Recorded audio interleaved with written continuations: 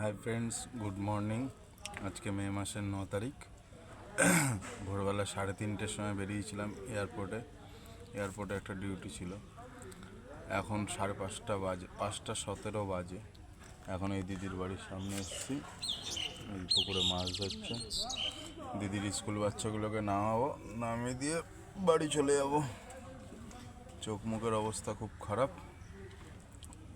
আর 12টায় duty ছিল আজকে, ওটা আবার টাইমটা অনেকটাই আগিয়েছে, 8:30টায়। বাড়ি গিয়ে চান টান করেই বেরিয়ে যেতে হবে।